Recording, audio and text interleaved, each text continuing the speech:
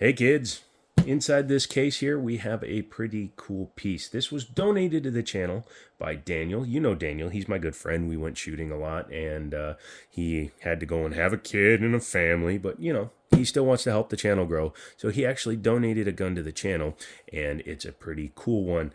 He also has a gun store called Liberty Arms down in Harrisonburg, Virginia. Make sure to check him out. Tell him I sent you. They have cool stuff coming all the time, and they will definitely hook you up. I do apologize, I'm still getting over a cold. To those of you that have been coming along for a while, you'll know that I do have live streams now, Mondays, Wednesdays, and Fridays, starting at 7 p.m. and going until whenever we decide we want to stop. So make sure you check those out as well. Help me grow the channel so we can keep getting things like this. Also encouraging others to join and help out the channel. We're up to 7 members now. I'd like to see it get up to like 1 billion, so make that happen.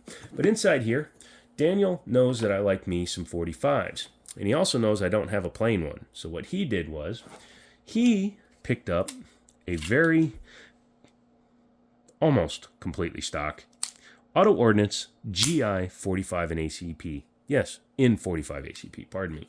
It was a trade-in at the store. It needs a grip screw insert. I'm still waiting for that to show up from Amazon, but I wanted to go ahead and make this video. But this is an Auto Ordnance copy of the A1 style 1911. So M1911A1 is what you would normally call it. It is 45 ACP, which is the large caliber. And it came with a couple of basic mags, including one that was actually a Colt mag, but it's pretty rough and I cleaned it up and we're probably just going to sell it. But yeah, originally 7-round capacity in the 1911. The new modern guns do have 8-round capacities. For those of you that aren't familiar with the history of the 1911, welcome to America. It's good to have you here. But the 1911 was adopted by the U.S. military in the year of 1911. There were trials that went on for years beforehand, but this is basically, outside of these enhanced sights, what the U.S. government was using. Now, it's an A1 because it has things like the thumb cut, the raised rear mainspring housing, and and it also has no, it doesn't have the flared ejection port. So they did go a little bit anachronistic, but also the simple style beaver tail. I'm going to use a different gun for a comparison to what a moderner gun has. Yes, I did say moderner. So this is a TSOS. Yes, it's a commander size, but all the things still apply. But this is a modern 1911 platform. So you've got flat mainspring. This one actually has a bobtail cut, which is kind of cool. Has an enhanced beaver tail, where this one has just your stock one back here. Has larger and ambidextrous safeties, where this is single-sided and quite small. This has just a skeletonized hammer, skeletonized trigger. This one is solid, and this one has a Novak style sight on it. Also has front slide serrations, which the original GIs didn't. But overall, even though the design is separated by over 100 years, they still are pretty distinguishable. And like I was saying, this has a lowered ejection port and it has that flare there. Original 1911s did not. I thought the A1s had the lowered port, but maybe I am wrong. But let's go ahead and get back to this guy. This one is another video that'll be coming. Hold your horses. We got fun coming. So yeah, over the years, the gun was redesigned and enhanced, and some of them have what are called Series 80s internals. Spoiler alert, this one is one of them. But this was a local trade-in. The previous owner of it butchered the schnout out of it in order to fit Glock sights on it. Now, that is an interesting thing. The GI model has a rear dovetail for a rear sight, which they filed down Glock sights in order to make them fit. That's why they're angled down a little bit. But the front post is actually cut into the slide itself, so it's part of the slide itself. Well, you'll see when we take it apart, the previous owner made it work. They did not change the rear mainspring housing. It still has the lanyard loop on there, and when you run a stock magazine, fits flush. This is a Chip McCormick mag. I like to run more modern magazines in my guns, mostly for functionality reasons. This one He put an extended mag release, which I will be taking off of that for one of my other guns, as well as an extended slide lock, which is a Wilson Combat piece. You can tell Wilson Combat pieces by the coloring they have. And again, that will be coming off this gun. We're going to make this as stock as we can without modifying the sights, because I have plenty of upgraded guns. I have very few GI styles, so it'll be interesting. Yeah, fit in the hand. Just like any 1911, I love my 1911 platforms. I'm 6'4", so I'm a little on the bigger side when it comes to hand sizes. So I like to have me a nice big firearm. So yeah, standard vertical rear slide serrations, nothing at the front. It is a plunger with a half-length guide rod, so you can do the old press checks. Being a older gun, the spring, or older modeled gun, the spring is a little bit lighter. So it is easy enough to hit. However, that rear sight is flat front for running off your belt, and it hurts your finger. Yeah, you can see the mark it just left, so don't do that. The trigger on this one is the short trigger, not the long trigger. If you look at different 1911s from back in the day, they had one where the trigger shoe itself was a little bit longer. This is the shorter style one, and as you can see, man, with the hammer cocked back, this son of a gun is just right there.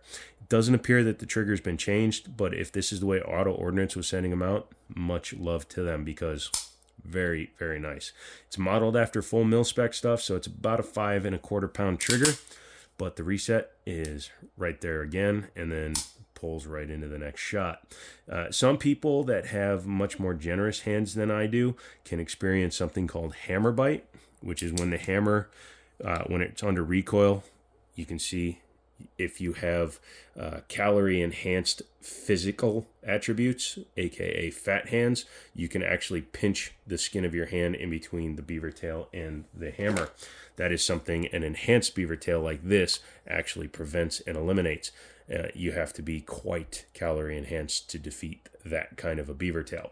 I might have put it on there had I not decided to run this gun 100% stocko. So yeah, that will be interesting to do.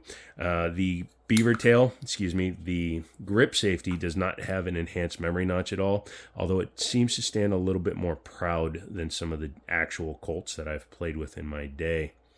It had different grips on it. Somebody had Packmeyers on there, so Daniel supplied this set of grips.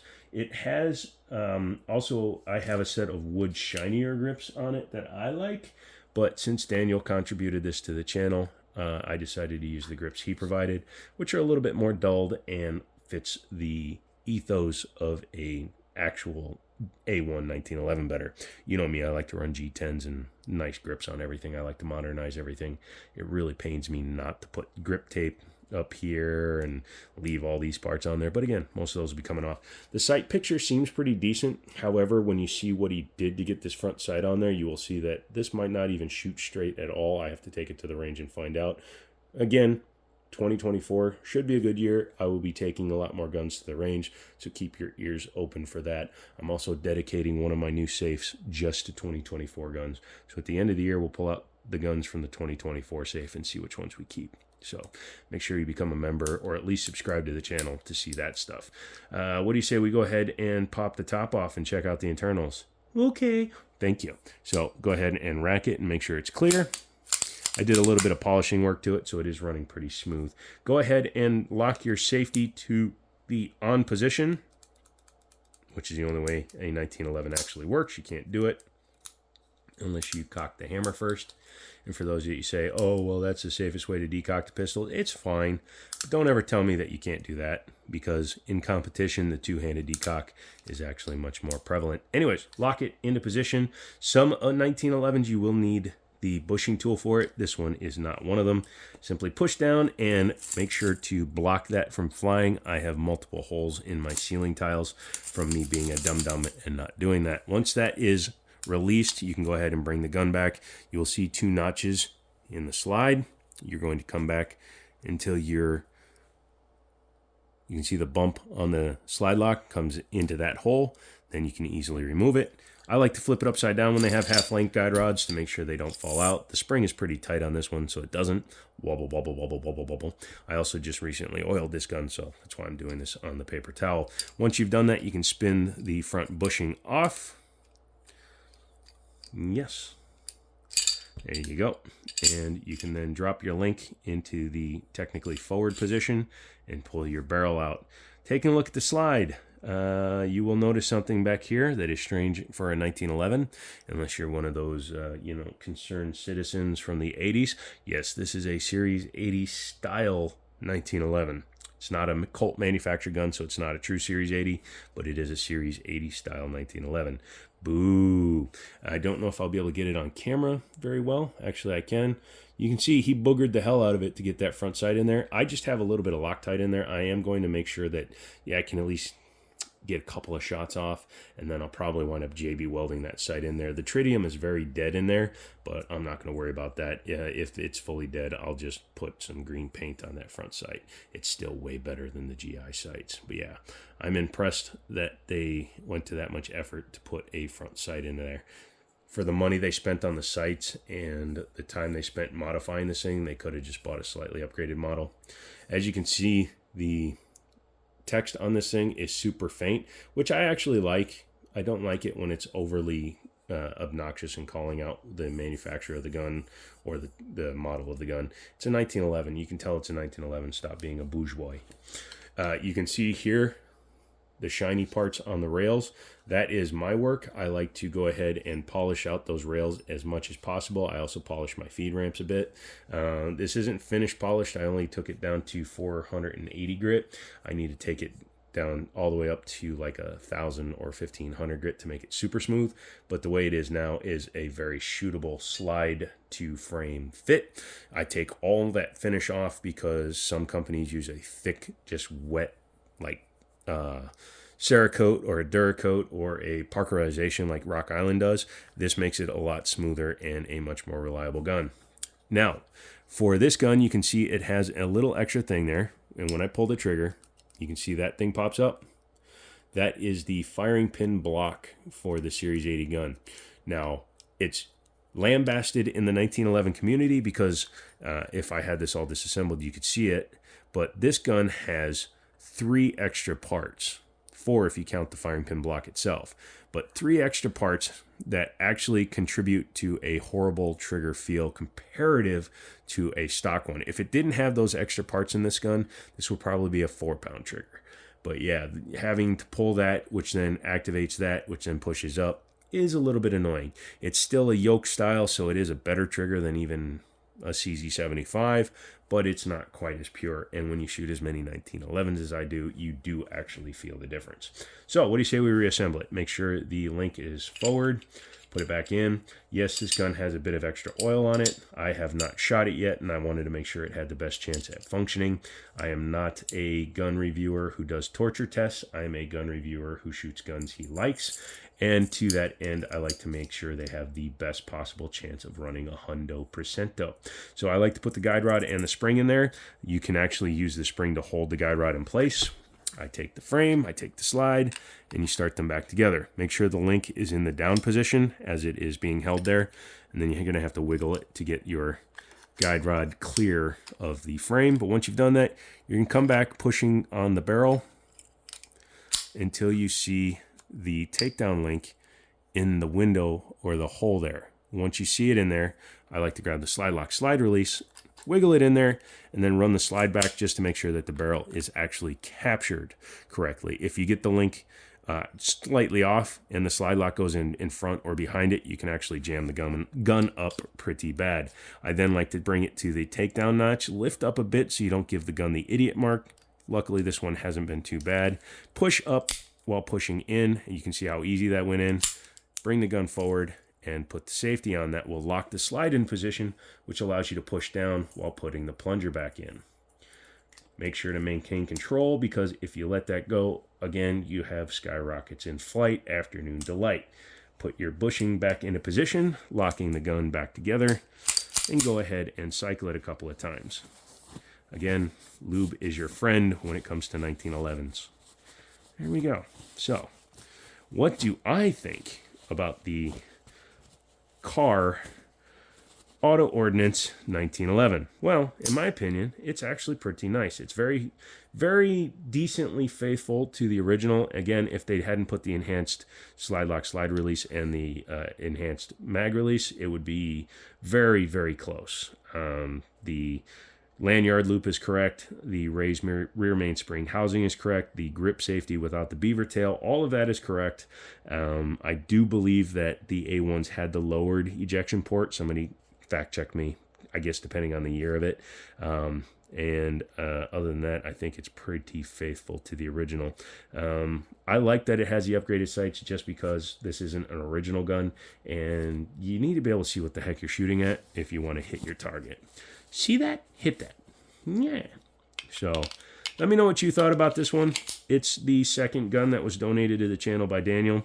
If you want to have some input into the channel in terms of guns that we get for the channel, you can make contributions either by becoming a member for $2 a month.